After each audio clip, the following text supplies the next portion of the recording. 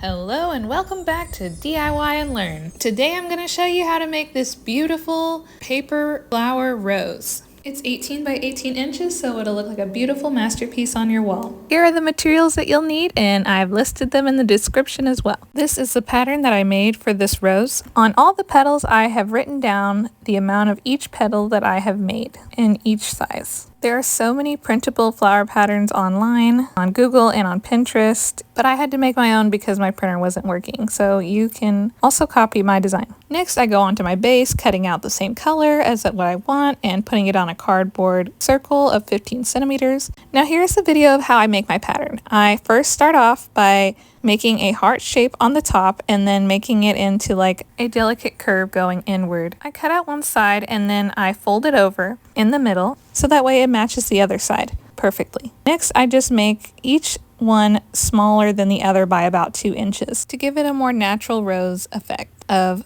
different size petals. As it goes inward, I end up with 4 different size outer petals. Then I trace my pattern onto the beautiful cardstock paper and cut it out. After that, I draw a line in the middle where I will cut out later to give it a more three-dimensional shape. After laying out my design, I start rolling the petals to give it a beautiful curve, like a natural rose petal would have. I do that to each petal, and then at the bottom middle, I cut out about 2 inches upward. With that line, I fold it over on top of the other and press it together with hot glue.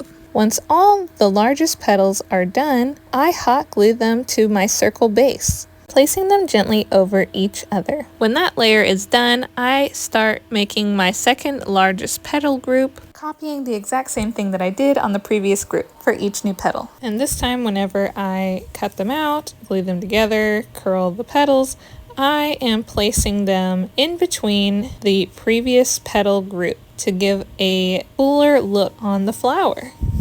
So each time I'm placing it in between the previous petals. Now I am going to my third largest group of petals, and I am repeating the exact same process that I did for the previous petals, and I am hot gluing them in between the other previous group, keeping that full look as I'm going along. Finally, I'm going into my fourth and final of the long shaped petal group. I am doing the exact same process as before, and I'm hot gluing them in between the previous group of petals. Now I'm going to show you how I make the centerpiece of the rose. Cutting out one of these cross-shaped flower petals, being sure to curl the edges to give that beautiful natural look. Now it's time to fold the centerpiece, hot gluing the left petal into the middle of the previous petals, and then hot gluing the edges to the next petal. Now I'm taking 4 of the oval shaped petals and I am folding the bottom and hot gluing it into that circle of petals that was just previously made, stacking and layering them as I go along.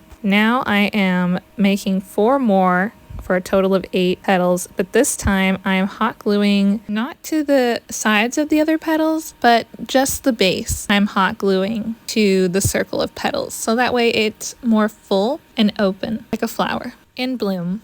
After the center of the flower dries, I hot glue the base to that large group of petals that was just previously done, and I think it looks so beautiful all together. It looks like a natural rose, and it's huge. Comment down below which type of flower you would like to see next, and be sure to like and subscribe for more videos.